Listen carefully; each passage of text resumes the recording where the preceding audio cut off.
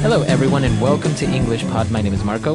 And my name is Catherine, and today we're talking about some very interesting stories. We're going to learn some words for stories or tales, but specifically, what kind of stories, Marco? They're popular stories that you hear maybe through emails or maybe in your town. There's some particular story about maybe a ghost or many different things that they're kind of hard to believe, but that happened a long time ago and people still talk about today. And they're scary. Yeah, they're normally. kind of scary. So let's listen to today's dialogue, hear some interesting stories, and when we come back, we'll be talking more about what these words and phrases mean.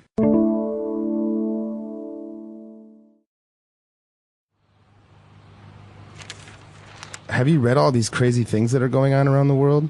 What do you mean? I was reading about how some people get tricked or drugged in their hotel rooms and have their organs removed. Then they're sold on the black market. Don't tell me you actually believe all that. Don't be so gullible. They are just urban legends. They're just stories people make up to scare you. Well, I was also reading about how some popular songs have subliminal or even satanic messages if you play them backwards. Can you believe that? You really think an artist or songwriter is going to go through the trouble of putting subliminal or satanic messages in a song? Don't be so naive. Well, maybe you are right, but how about the story about how KFC has rows of headless chickens which are super grown in order to get bigger chickens faster? Sounds a bit too far-fetched to be true, don't you think? All right, we're back, so let's take a look at language takeaway. Language takeaway. So here on Language Takeaway today, we have some words that'll help us understand the dialogue. The first word is drugged. So I was reading about how some people get drugged in their hotel rooms. That's right. So if you get drugged, it means that someone gave you some drugs in order to make you sleepy or in order for you to not remember what happened. All right. So he was drugged means someone gave him a drug. Something that made him go to sleep. Right. And it's not necessarily always a bad thing because obviously if you go to the hospital, the doctor may drug you in order to, not so you don't feel so much pain or something. Exactly. If you're in an accident, you're in a lot of pain, the doctor drugs you so you don't feel that pain. That's right. All right. So he was this person is drugged, and then what happens? Well, his organs were removed. All right, so an organ is a noun, it's a thing. Those are actually the things that are inside our body. Right, so your heart, liver, your pancreas, kidneys, etc. These are all organs. And this is basically the category for the part of the body. It's anything really inside your body that has a function. Okay, so this is supposedly this story is that people, usually tourists, they get tricked or drugged and then they get their organs removed. Now, what kind of a story is this, Marco? Because it's not just a normal story. Right. All of these stories that we saw in the dialogue are called urban legends. Okay, urban has to do with cities, right? Legend is a story that may or may not be true. That's right. It comes from a long time ago. Right. So an urban legend is actually a story that is probably not true that you hear from other people, like your friends. That's right. So usually most of these stories fall under this category. They're urban legends. You don't really know if they're true, but people say it happened to a friend of theirs from a long time ago or stuff like that. Exactly. So a friend of a friend of a friend of mine told me that in hotels, sometimes they take your organs. Well, obviously, that's not true. Right.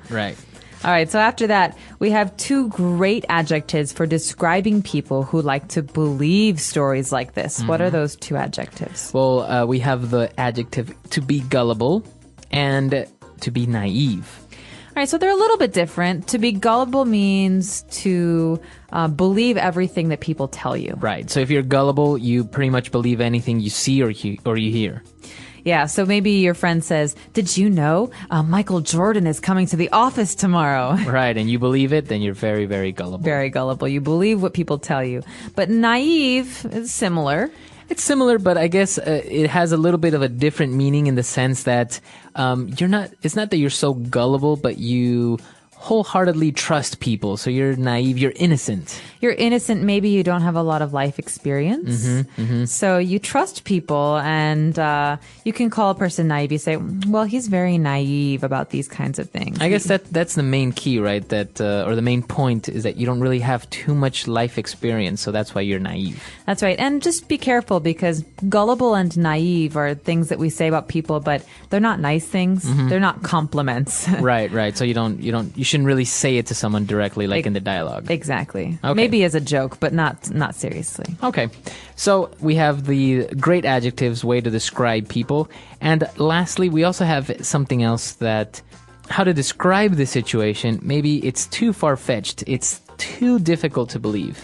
So far-fetched, this is a great word. It means basically that something is very difficult to believe, like you say. For example, the story about Michael Jordan. Michael Jordan is coming tomorrow. You say, oh, that's pretty far-fetched. Right. It means I don't really think that could happen. Right. So something that is far-fetched is difficult to happen or very, very unlikely to happen. Very unlikely. Okay. So very good. We've had we saw 5 keywords there. Let's take a break and listen to the dialogue again.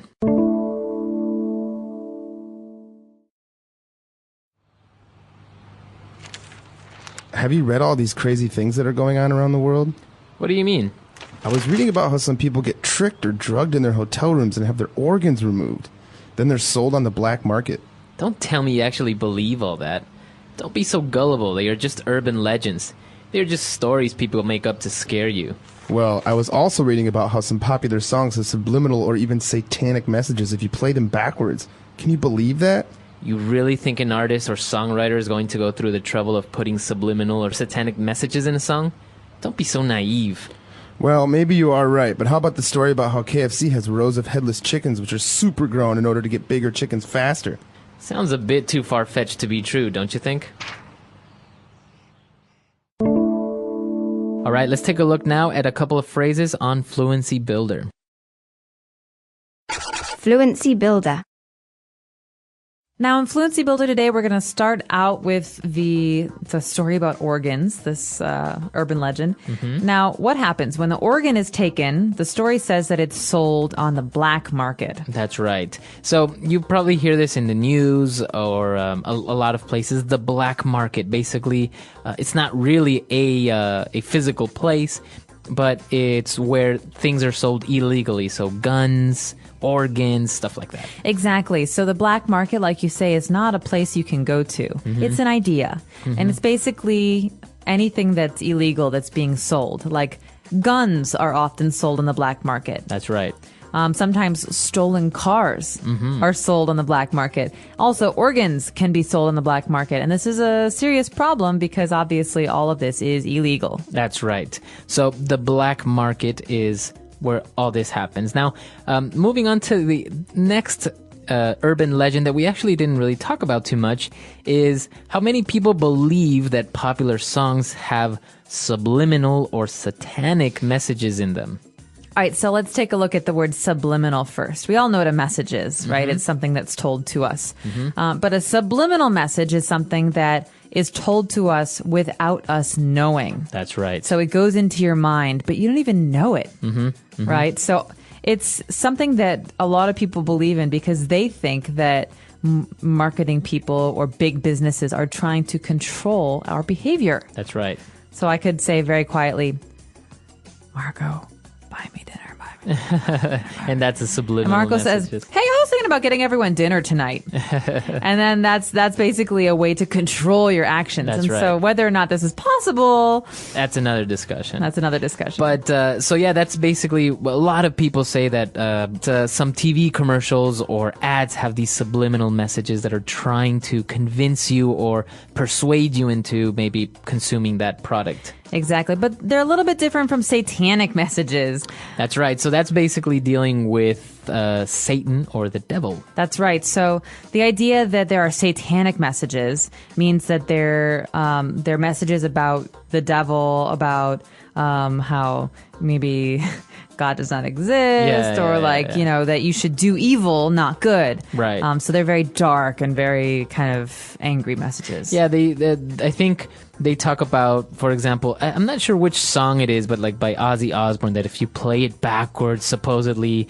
there's this message that says, you know, worship the devil and stuff like that. So that's where these urban legends come from. But obviously, it's either coincidence or not true, right? That's right. So we've got these messages that are also an urban legend, but the final one is about KFC. So KFC would be Kentucky Fried Chicken. Mm-hmm. And what is the legend? The legend is about their food. That's right. They say that they don't really have real chickens. They take chickens and they just, you know, super grow them. The chickens are super grown in order for them to get bigger and faster, and that's basically that they don't really have heads. They just, you know, have some hoses that go into their bodies and feed them, and in 4 weeks you have a chicken.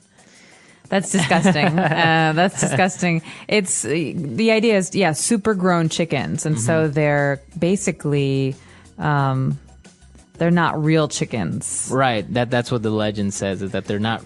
I mean, they really are, but they're not like naturally grown. You know, usually a chicken takes 3 months to grow or something. Yeah. All right. That's disgusting. I don't even want to talk about that. But the idea of super growing is like using chemicals to do something that's not natural. That's right. Chemicals or hormones and stuff. So they use it, for example, on plants. You can super grow a plant by adding fertilizer and vitamins and stuff to the soil that makes it grow faster. Or maybe you have bigger carrots than normal, bigger potatoes because they're super grown. That's right.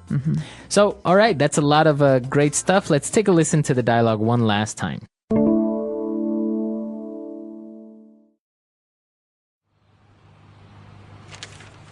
Have you read all these crazy things that are going on around the world?